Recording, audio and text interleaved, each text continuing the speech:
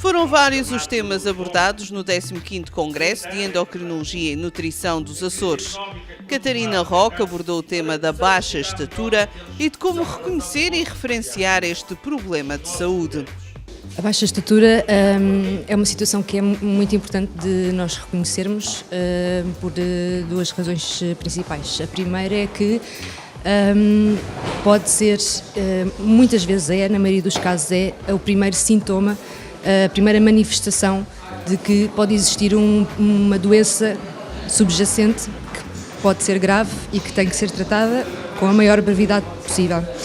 Pela segunda razão, porque, e independentemente de ter esta outra patologia, esta outra doença causadora da baixa estatura por detrás, com outras implicações, em termos absolutos, o facto da criança ser baixa no futuro vai ter implicações a nível sociais e de interação com outras crianças, com outros adultos, a nível de profissões que eles podem ou não vir a ter, porque há muitas em que é necessário uma estatura mínima e isso pode ter implicações psicológicas muito importantes para a criança. Hoje em dia, os serviços de saúde estão atentos a este problema e sensibilizados para as implicações que pode ter no futuro das nossas crianças.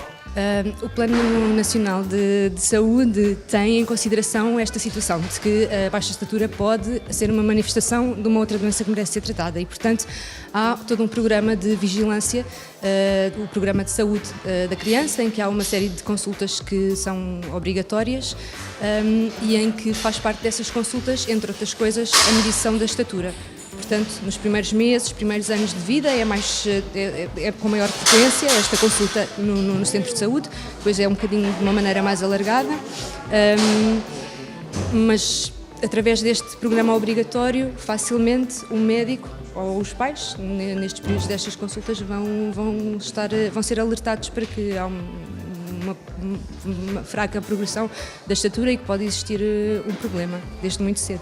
Este é um problema preocupante pelas implicações subjacentes. Pelo que disse anteriormente, não só do ponto de vista psicológico, mas também porque há doenças que, se não forem reconhecidas atempadamente, podem ter implicações muito graves na saúde no futuro.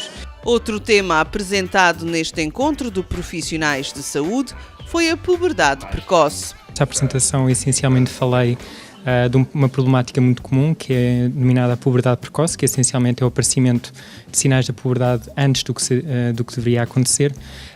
E, no fundo, o objetivo foi relembrar o que é que causa este tipo de perturbação, quais é que são os sinais de alarme e quando é que deverão ser tratados. Isto muito dirigido tanto para os médicos de família como também para a endocrinologia, numa forma de atualização e de revisão.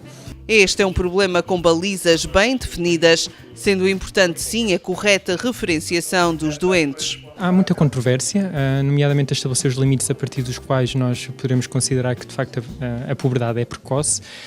No entanto, as coisas estão relativamente bem definidas e como tal a preocupação assenta principalmente em garantir que os doentes são referenciados na altura certa, com critérios certos, e isso eu acho que já está a ser feito e aqui na nossa consulta, pelo menos no continente, as coisas estão muito bem. Portanto, a preocupação é óbvia, mas as pessoas estão alerta para este tipo de situação. Diagnosticar atempadamente é fundamental para se evitarem problemas que poderão ter consequências gravíssimas. O que é preocupante, no fundo, não acaba por ser o diagnóstico tardio, ou seja, as coisas não serem diagnosticadas na altura correta, a referenciação não ser feita quando deverá ser feita.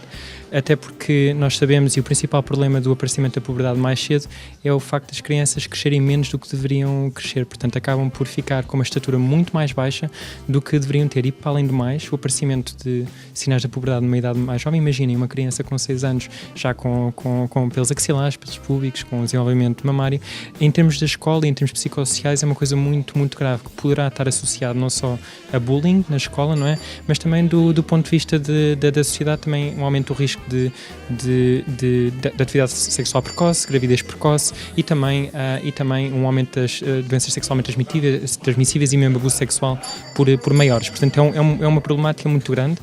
Portanto, o diagnóstico e o tratamento são fundamentais a minimizar isto. Para os pais, aqui ficam alguns alertas que podem ajudar na identificação de um possível problema. O que acontece geralmente é os pais deverão estar atentos a sinais de que habitualmente vê uma criança que acelera muito o crescimento e também uma criança que começa a aparecer com menos de 8 anos ou de 9 anos, respectivamente, nas meninas e nos meninos, com sinais de puberdade. Portanto, o aparecimento mamário nas meninas com menos de 8 ou 6 anos e nos rapazes um crescimento testicular e aumento dos pelos pode fazer sugerir e deverá ser uma fonte de preocupação para os pais e deverá justificar a ida imediata ao médico de família para uma avaliação clínica formal. Portanto, o aparecimento nas meninas antes dos 8 anos e nos meninos antes dos 9 anos.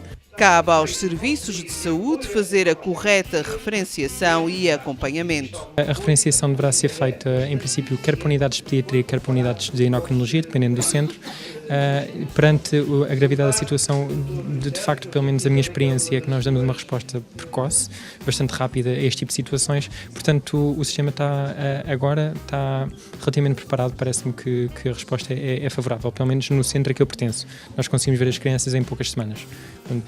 Outra experiência que já tive noutros centros, se calhar um bocadinho mais sobre resultados e poderá ser diferente, portanto eu não posso falar por todos os outros centros, mas no nosso centro nós temos dado boa resposta. A disforia de género é um tema cada vez mais na ordem do dia, mas ainda desconhecido por muitos. Disforia de género é quando há uma incongruência entre o sexo experienciado ou expresso e o sexo em que a pessoa foi registada. Traduzindo isso por outras palavras, quando uma pessoa que foi registada como sendo do sexo masculino e que, a partir de uma determinada altura, começa-se a sentir muito mais pertencente ao sexo feminino do que ao sexo masculino. E quando esta tensão entre uma coisa e outra é maior, essa pessoa pode sentir ansiedade, pode sentir alguma disforia, não é? E daí a necessidade de ter ajuda médica ou psicológica e social que lhe permita conseguir adaptar, digamos, o corpo com que nasceu à forma como vive dentro de si esse corpo. Este é um problema com implicações gravíssimas. O problema da disforia de género é uma coisa que tem ligações com a parte psíquica, a parte biológica, a parte social, a parte religiosa, a parte política. Ela está no centro de todas essas, de toda a razão, porque hoje, por exemplo, quando eu falo quando vou falar sobre disforia do género, vou falar de uma perspectiva biopsicossocial, não há outra forma de ver. A solução para este problema implica um longo caminho, sendo fundamental o apoio médico e psicológico necessário. Pois, a primeira coisa que é importante é a pessoa ser aceita, não é? E haver uma sociedade que não pense que o sexo é uma coisa binária, ou seja, masculino e feminino. Há o masculino, há o feminino, mas também há outras vivências que não são nem masculinas nem femininas. E, portanto, há uma diversidade. Pronto. E depois, aquilo que é importante é essas pessoas terem apoio. Essas pessoas e as suas famílias terem apoio. E terem um apoio médico ou psicológico que lhes permita ter acesso, não é, às transformações que eventualmente elas necessitam para poder sentir-se bem.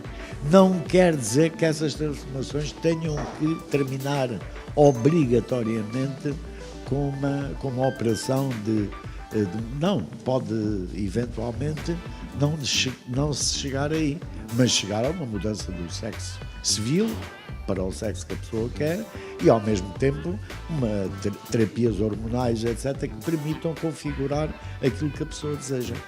O desafio é haver estruturas, sobretudo dentro do Serviço Nacional de Saúde, não é? Porque este é que é o elemento fundamental, haver estruturas dentro do Serviço Nacional de Saúde que essas pessoas possam recorrer, a quem possam ser referenciadas. E neste momento, penso que com a data de 9 de outubro, se forem ao site da Direção-Geral de Saúde, encontram a Direção-Geral de Saúde a dizer que faz um enunciado dos direitos que a Constituição tem em relação às pessoas terem a sua própria identidade e sentirem-se bem na sua identidade, que é um direito humano básico, e que existe uma unidade, que é o URGOS, que é uma unidade sediada no CHUC, em Coimbra, no Centro hospitalar da Universidade de Coimbra e que é uma unidade de referência. E vem especificamente que é uma unidade de referência para todos os passos entre a avaliação e as transformações que forem necessárias. E enumera até as transformações a serem feitas, que podem ser feitas por essa unidade, a nível das várias cirurgias, etc. Falta agora, eventualmente, alguma regulamentação que está a ser feita. Alguma regulamentação que permita, sei lá, uma pessoa no serviço, num hospital como este, não é? Saber, perante uma pessoa que tem um problema deste género, como é que o pode referenciar e para onde é que o pode referenciar. Neste particular, os Açores estão ao mesmo nível de qualquer outra região do país. Eu acho que como as outras regiões do continente, nem mais nem menos, não é? É evidente que não podem haver unidades de reatribuição, que chama-se uma cirurgia de reatribuição sexual, não pode haver uma em cada hospital, porque no fundo as intervenções as intervenções completas não são muito frequentes, não é? E, portanto, basta haver uma unidade ou duas unidades a nível nacional. O que é preciso é a pessoa saber o que é que faz, não é? E saber, e eu penso que isso é importante, porque muitas coisas dessas, algumas coisas podem ser feitas a nível local, porque não a pessoa ser identificada, ser recebida, ser apoiada, etc., antes de passar por uma fase posterior, não é? Eu penso que seria desejável que houvesse, de acordo, como eu lhe digo, com as normas que vão sair da Direção-Geral de Saúde, que é uma entidade respeitada por toda a gente, não é? E eu faço lembrar que esta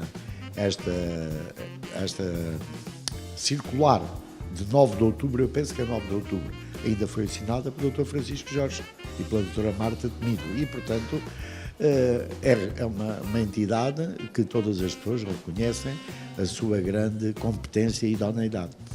E, portanto, vão provavelmente regulamentar para tornar mais fácil o acesso das pessoas e a forma de lidar com as pessoas. E, portanto, pode haver vários níveis, não é? Mas isso, pronto, não me compete a mim dizer, não é? Eu já estou fora da parte hospitalar, já sou um cidadão mais que sénior, não é? Estes foram alguns dos temas abordados no âmbito da endocrinologia pediátrica e que encerraram o 15º Congresso de Endocrinologia e Nutrição dos Açores, uma iniciativa liderada há 3 décadas por Rui César, diretor do Serviço de Endocrinologia e Nutrição do Hospital Divino Espírito Santo.